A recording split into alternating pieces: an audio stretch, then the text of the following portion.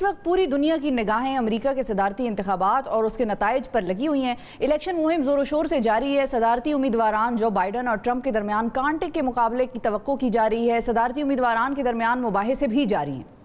Voters کو قائل کرنے کی کوششیں بھی کی جا رہی ہیں۔ سوال یہ ہے کہ کون ہوگا مستقبل میں امریکہ کا نیا صدر، اور الیکشن مہم میں کس امیدوار کا پلڑا بھاری ہے۔ امریکہ میں مقیم مسلمانوں اور جو پاکستانی وہاں پر موجود ہیں ان کے لیے بہترین آپشن کون سا صدارتی امیدوار ہوگا، اس پر بات کریں گے۔ ہمارے ساتھ موجود ہیں امریکی صحافی معوض صدیقی۔ سر السلام علیکم، بہت شکریہ آپ کے وقت کے لیے۔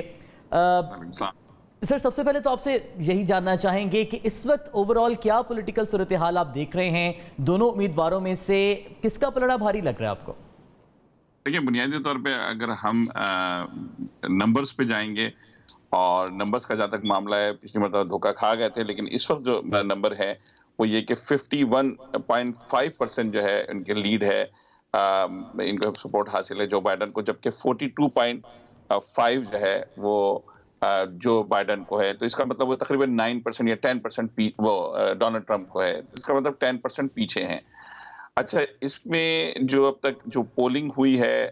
وہاں اب تک جو پولنگ ہوئی ہے، یہ امریکہ کی تاریخ کی سب سے زیادہ پولنگ ہے۔ جب یہاں آپ کو معلوم ہوگا کہ جو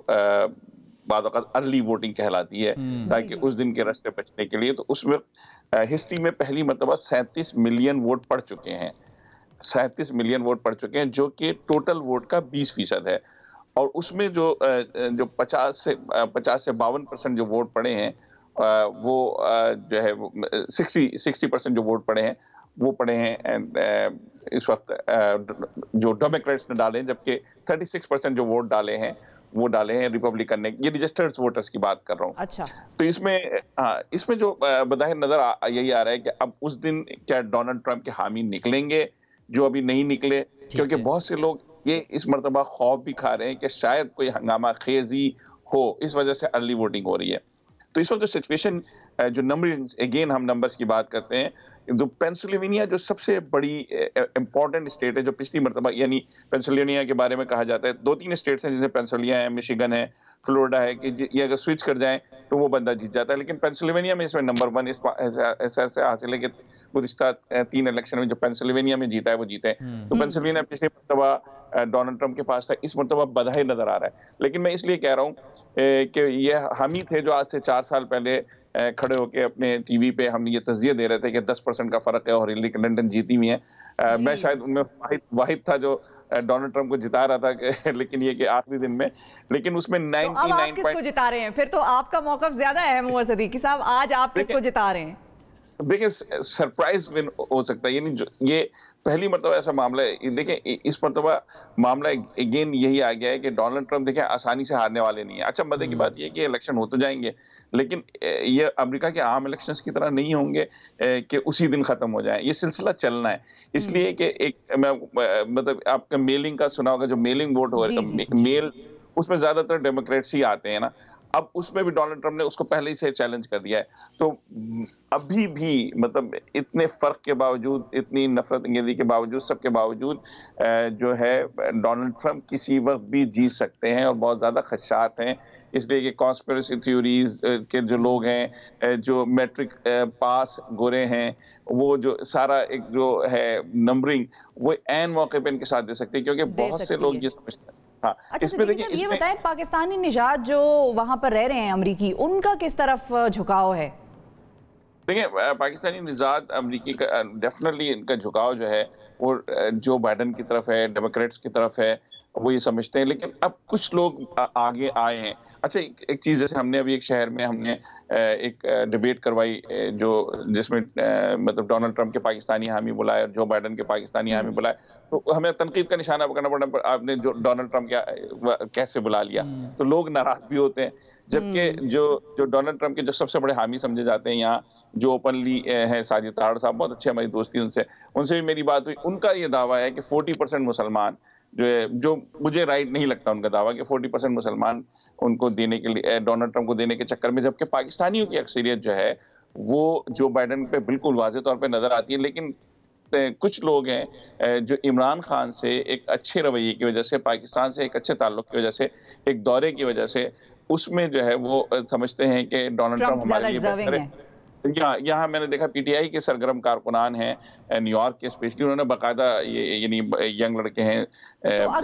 اگر ہم ان پولنگ کی بات کریں جو ابھی پولز ہو رہے ہیں اور جن میں کہ لیڈ کر رہے ہیں جو بائیڈن صاحب، تو یہ جو بائیڈن کا کیا ہے پاکستان کے حوالے سے، کیا ان کا سٹینس ہے، وہ کیا کس طرح سے بات کرتے ہیں پاکستان کے حوالے سے؟ یہ بھی ابھی تک تو ان کی تقریروں میں یا کیمپین میں واضح ہو گیا ہوگا، آپ کو کیا سمجھ آئی؟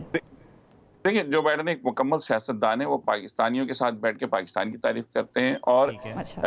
انڈینز کے ساتھ بیٹھ کے انڈینز کی تعریف کرتے ہیں، لیکن پاکستانی جو ہے ان کی بڑی تعداد میں سپورٹ کر رہے ہیں، جیسے مطلب طاہر جاوید ہیں یہ جنہوں نے عمران خان کے لیے پروگرام کرایا تھا کانگریس کا، اسی طرح آصف محمود ہیں جو کیلیفورنیا میں سب سے زیادہ امریکہ کی تاریخ میں کسی پاکستانی نے ووٹ دیا، وہ اسسٹنٹ گورنر کے لیے کھڑے ہوئے تھے،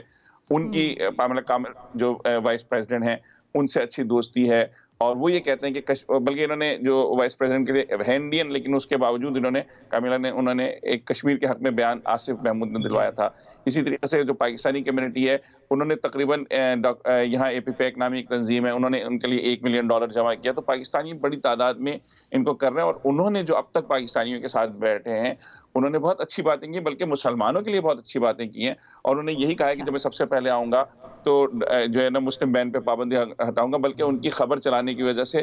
جو ہے وہ پورا کا پورا مسلمانوں کے حق میں جو خبر چلانے کے چکر میں وائس آف امریکہ سے 4 پاکستانی بھی جو ہے وہ فائر ہو گئے ہیں اسی چکر میں کہ ان کی وہ پوری اسپیچ انہوں نے چلائی تھی، تو اس میں جو ہے وہ جو ہے آپ نے نام سنا ہوگا مبشر زیدی سمیت جو ہے نا 4 پاکستانی اس حوالے سے وائس آف امریکہ سے ان کی چھٹی ہوئی۔ وہ اس حد تک جو ہے وہ ڈونلڈ ٹرمپ نے اس کو سنجیدگی انتظامیہ نے لے لیا تھا، یعنی کہ بہت ہی فری میڈیا ہے ادھر، تو پھر بہت ہی فری سے انداز لگا لیں، ضرورت سے زیادہ فری ہو گیا میڈیا ان کا، جی زیادہ ضرورت سے زیادہ فری ہو گیا۔ اچھا ویسے تو ظاہر بات ہمارے ٹرمپ صاحب کی سب سے بڑی خوبی ہے جو ہمارے خان صاحب بھی کرنے کی کوشش کرتے ہیں، وہ میڈیا کی پرواہ نہیں کرتے، وہ نہ میڈیا کی وجہ سے جیتے ہیں نہ میڈیا کی وجہ سے وہ ہاریں گے،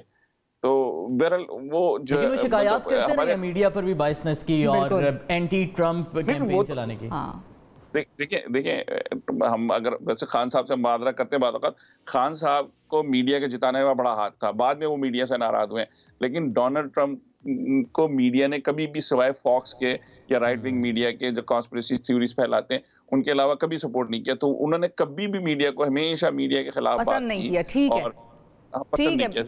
ٹھیک ہے صدیقی صاحب، آپ کا بہت شکریہ، آپ نے بڑے اچھے طریقے سے ایکسپلین کیا کہ کس طرف یہ نتائج جاتے ہوئے نظر آ رہے ہیں اور کہاں کا امکان رکھیں کہ کون الیکٹ ہو کر امریکہ کا نیا صدر بنے گا۔